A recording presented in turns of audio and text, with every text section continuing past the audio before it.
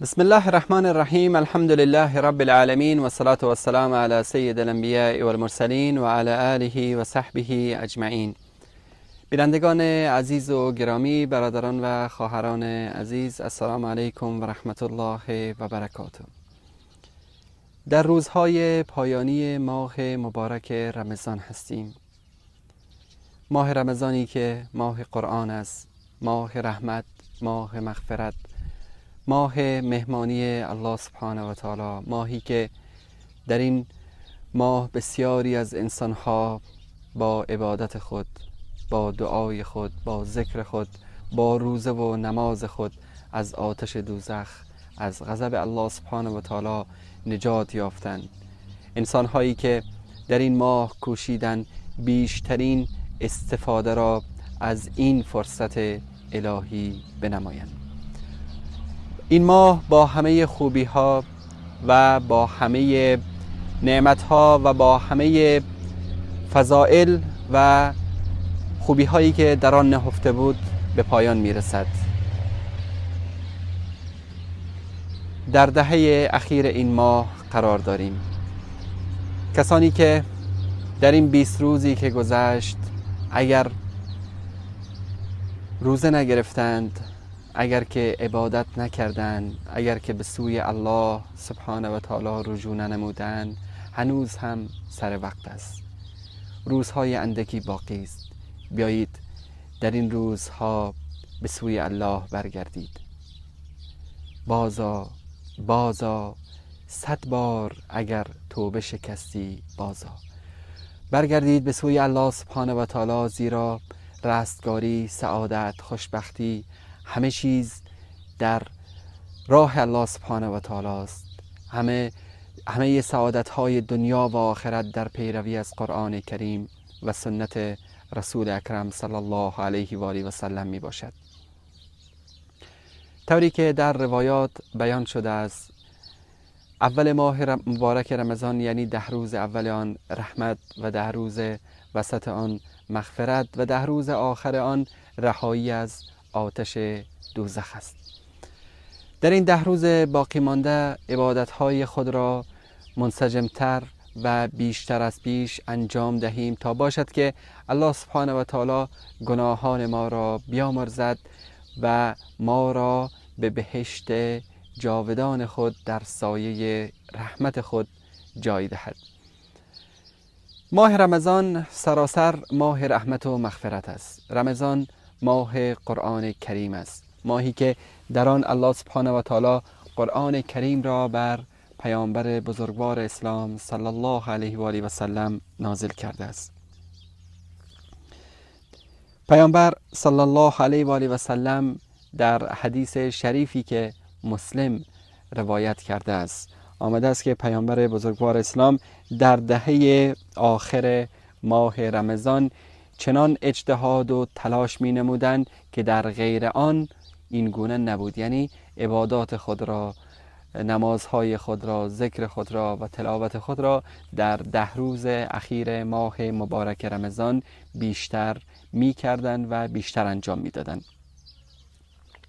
بنابراین 10 روز اواخر ماه مبارک رمضان روزهای صلابت و ازدیاد در عبادات است. پیامبر بزرگوار اسلام در این ایام شب را بیدار مانده و به نماز و دعا و استغفار می پرداختند، چنانکه در حدیث ام المؤمنین صدیقه بنت صدیق عایشه صدیقه رضی الله تعالی عنها آمده است که پیامبر صلی الله علیه و آله و سلم انگامی که وارد 10 روز آخر ماه مبارک رمضان می شدند، شب را بیدار می ماندند و خانواده خود را بیدار می کردند و از زنان دوری می گزیدند.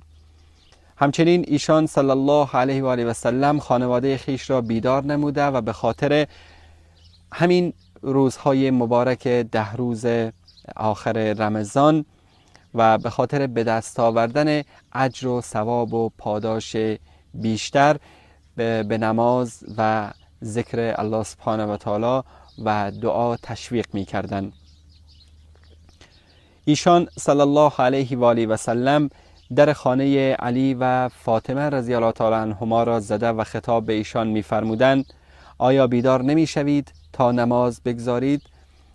این ارث پیامبر صلی الله علیه و آله و سلم نسبت به دختر عزیزشان سیده فاطمه رضی الله تعالی عنها، بهترین زنان اهل بهشت و سرور و سید زنان اهل بهشت که حرص داشتن که همیشه ایشان عبادتها را به تمام معنا و درست انجام بدن و همچنین سیدنا علی رضی الله تعالی عنه که داماد ایشان و پسر عمویشان و یکی از اصحاب و اهل بیت ایشان بودند.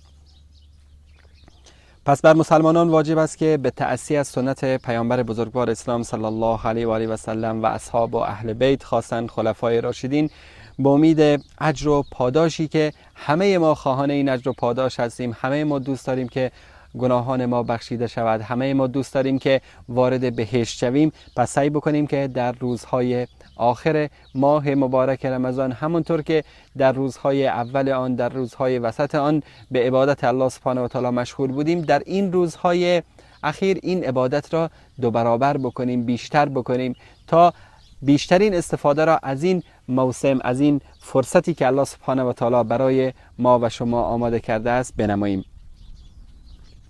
پیامبر صلی الله علیه و آله و سلم در حدیث متفق علیه می‌فرمایند که من قام رمضان ایمانا و احتسابا غفر له ما تقدم من ذنبه، کسی که شبهای ماه رمضان را از روی ایمان و اخلاص به نماز بگذارد، گناهان گذشته‌اش اما آمرزنده می شود.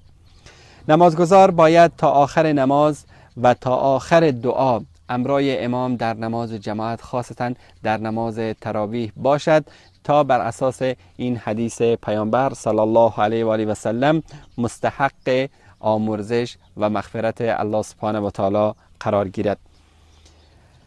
همچنین در روزهای آخر ماه مبارک رمضان، یعنی در دهه آخر این ماه مبارک، شب گرانقدری وجود دارد، شب عظیم، شب مبارکی که به نام لیلة القدر در نزد مسلمانان معروف است. این شبی است که در این شب قرآن کریم بنابر روایتی به یک بارگی بر پیامبر بزرگوار اسلام نازل شده است و در سوره قدر درباره این شب الله سبحانه و تعالی فرموده است که این شب بهتر از 1000 ماه است.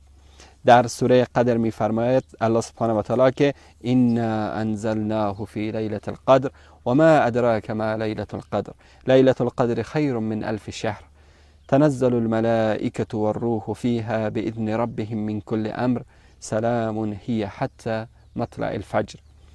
ما قرآن را در شب قدر نازل کردیم. تو چه میدانی که شب قدر چیست؟ شب قدر شبی است که از 1000 ماه بهتر است.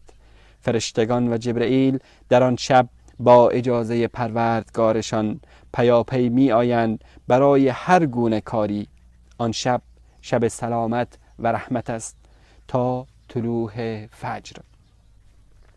در این شب ارزاق و اجلهای سالیانه نوشته می شود. اما شب قدر در کدام شب رمضان خواهد بود؟ طبق روایات فراوانی که وجود دارد، شب قدر در 10 شب آخر رمضان است. پیامبر صلی الله علیه و آله و سلم می‌فرمایند که شب قدر را در 10 شب آخر رمضان بجویید. احتمال وجود شب قدر در شب‌های فرد بیشتر از شب‌های زوج است، زیرا پیامبر صلی الله علیه و آله و سلم می‌فرمایند شب قدر را در شب‌های فرد، یعنی در 10 شب آخر رمضان بجویید. شب قدر به هفته آخر و شب‌های فرد نزدیکتر می باشد. در حدیثی که امام مسلم روایت کرده از پیامبر صلی الله علیه و آله و سلم می‌فرمایند که آن شب، یعنی شب قدر را در 10 شب آخر بجویید، اما اگر کسی از شما ضعف داشت و یا عاجز از قیام در آن شبها بود، هفته باقی مانده را بیدار مانده و عجز بر وی چیره نگردد. یعنی حتی اگر که بر اثر کهولت یا بر اثر ضعیفی انسان نتوانست که 10 روز یا 10 شب آخر ماه مبارک رمضان را قیام اللیل بکند یا که به عبادات مانند نماز و غیره بپردازد، حداقل سعی بکند هفته آخر آن را، یعنی از 23 به بعد را سعی بکند که به عبادت بپردازد و قیام اللیل بکند، زیرا این فرصت است. چه میدانید شاید تا رمضان دیگر زنده نباشیم. عجل انسان هر وقت که بیاید نمیگوید که فلانی پیر است یا جوان هست یا مریض هست یا سالم و تندرست است. اگر که آن اجلی که از طرف الله سبحانه و تعالی بر ما مقرر شده باشد هیچ وقت کم و بیش یا تأخیر نمی شود. پس سعی بکنیم از این فرصتی که امروز ما در آن قرار داریم و برای ما مهیا هست استفاده کنیم. همچنین پیامبر صلی الله علیه و آله و سلم می‌فرمایند که شب قدر شب 27 می باشد که این روایت را امام احمد و ابو داود روایت کرده است. امام نووی و ابن حجر و تعداد دیگری از علما برانند که شب قدر در همه سالها در شب مشخصی نیست، یعنی هر سال شبی مثلا در شب 21، شبی سالی در شب 23، در شب 25، 27 همینطور، یعنی حرکت می کند در بین شبها و شب معینی برای آن وجود ندارد. علی کل حال بهترین طریق امین است که ما 10 شب آخر رمضان را عبادت بکنیم و فکر بکنیم که هر شب آن شب لیلة القدر است. به خاطر امین که بالفرض اگر شب 23 بود، 21 بود، 25 بود، 27 بود یا 29 بود، ما شب قدر را دریافته باشیم. پس باید سعی بکنیم که عبادت الله سبحانه و تعالی را در ماه رمضان و خاصتا در شبهای آخر ماه مبارک رمضان در دهه اخیر بیشتر انجام دهیم تا مشمول رحمت الهی قرار بگیریم. از جمله اموری که پیامبر بزرگوار اسلام صلی الله علیه و آله و سلم در دهه اخیر ماه مبارک رمضان انجام میدادند عبادت بزرگ اعتکاف هست، بگونه ای که در مسجدی معتکف گشته و خود را مشغول به عبادت الله سبحانه و تعالی می کردن. همچنان که عایشه صدیقه رضی الله تعالی عنها می‌فرمایند که پیامبر صلی الله علیه و آله و سلم در تمامی رمضان ها 10 روز به اعتکاف می نشستند، اما در سال وفاتشان 20 روز را به اعتکاف نشستند. الله متعال اعتکاف را مشروع نمود تا انسان در آن ایام خود را کاملا فارغ نموده و بیشتر به ذکر پروردگار سبحانه و تعالی مشغول باشد. درباره اعتکاف نکاتی را برای شما عزیزان بیان بکنیم که اعتکاف متاسفانه امروز در بین مسلمان ها خیلی کمرنگ شده است. کسانی که در سرزمین حرمین در ماه رمضان خواستن در روزهای اخیر آن رفت آمد داشته باشند، شاید بیشتر اعتکاف را مشاهده کرده باشند که در حرمین شریفین مسلمانان خاصتا اهل حرمین در آنجا 10 روز آخر ماه مبارک رمضان را در حرمین شریفین اعتکاف می نشینند و الا به خاطر ضرورت قصوا از اعتکاف خارج نمی شوند و در این مدت شب و روز در مسجدی که در آنجا اعتکاف نشسته است انسان باید باشد و الا برای ضرورتی که خیلی یعنی کسی نباشد حتی مثلا برای او غذا بیارد یا برای عوض کردن لباس خود مجبوراً خارج شود و الا بهتر همان است که در این مدت 10 روز از آنجا خارج نگردد. امیدوار هستیم که الله سبحانه و تعالی به برکت این ماه مبارک، به برکت این ماهی که در آن درهای رحمت و مغفرت الله سبحانه و تعالی به سوی بندگانش باز هست، گناهان من و شما بینندگان عزیز و گرامی را ببخشاید و ما را مشمول رحمت خود در بارگاه خود بگرداند و بهشت جاویدان و رحمت بی پایان خود را نصیب ما و شما نماید. تا فرصت دیگر در پناه حفظ الله متعال باشید. ما را از دعای خود فراموش نکنید و السلام علیکم و رحمت الله و برکاته.